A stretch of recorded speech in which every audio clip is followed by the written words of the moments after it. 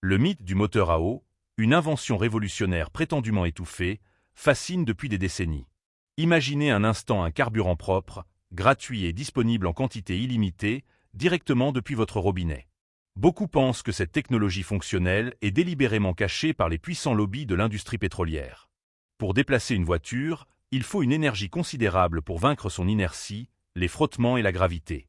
Cette énergie, qu'elle provienne d'un carburant, d'une batterie ou de l'hydrogène, doit être stockée puis convertie. L'énergie est transformée en mouvement mécanique par ce que l'on appelle un convertisseur d'énergie.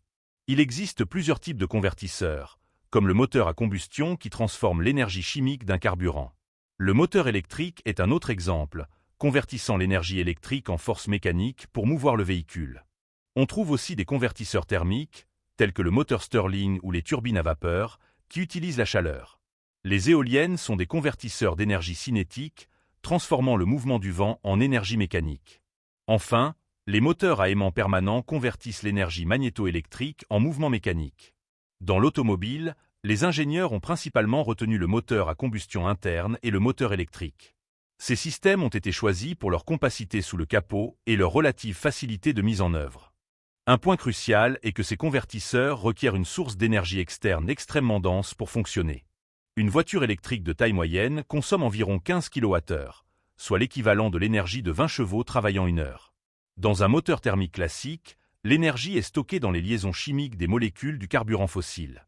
C'est la combustion, une réaction avec l'oxygène de l'air, qui brise ces liaisons pour libérer cette énergie. Si l'eau devait être un carburant, elle devrait, de la même manière, contenir de l'énergie chimique prête à être libérée. Or, la molécule d'eau, HO, est le résultat final d'une réaction qui a déjà libéré toute son énergie. La formation de l'eau à partir d'hydrogène et d'oxygène est une réaction exothermique, c'est-à-dire qu'elle produit de la chaleur. Une fois formée, la molécule d'eau est extrêmement stable et ne peut plus réagir avec l'oxygène pour créer de l'énergie. En d'autres termes, une combustion à partir de l'eau est une impossibilité physique et chimique fondamentale. Le principe même d'un moteur fonctionnant uniquement à l'eau est donc une aberration au regard des lois de la thermodynamique. Ironiquement, l'eau est en réalité un déchet, un produit final de la combustion dans un moteur thermique classique. Pourtant, la confusion persiste à cause de systèmes, comme le procédé Pantone, qui injecte de l'eau dans le moteur. Le système Pantone prétend utiliser la chaleur des gaz d'échappement pour décomposer l'eau en hydrogène combustible. L'idée est que cet hydrogène viendrait ensuite enrichir le carburant et améliorer le rendement du moteur. Le problème est que la dissociation thermique de l'eau ne commence qu'à des températures avoisinant les 2000 à 3000 degrés Celsius. Les gaz d'échappement d'une voiture, ne dépassant jamais 900 degrés Celsius, sont bien trop froids pour casser la molécule d'eau. Il est donc factuellement impossible pour le réacteur Pantone de produire la moindre molécule d'hydrogène libre. Alors pourquoi certains constructeurs automobiles intègrent-ils réellement des systèmes d'injection d'eau dans leurs moteurs? Pour le comprendre, il faut revenir au principe de base du fonctionnement d'un moteur à combustion interne. Le travail mécanique d'un moteur est directement lié à la pression exercée par les gaz sur les pistons. Accroître la pression à l'intérieur des cylindres a donc toujours été un objectif majeur pour les motoristes. Cependant, augmenter la pression d'un gaz dans un volume constant a pour conséquence directe d'augmenter sa température. Cette relation entre pression et température est parfaitement décrite par la loi des gaz parfaits de Clapeyron. En cherchant à augmenter la pression, les ingénieurs ont fait face à une hausse dangereuse des températures internes. Cette chaleur excessive a donné naissance à un phénomène destructeur bien connu sous le nom de cliquetis. Le cliquetis survient lorsque des points chauds dans le cylindre provoquent l'auto-inflammation anarchique du carburant. La combustion n'est plus initiée par la bougie, mais par des explosions prématurées et non contrôlées.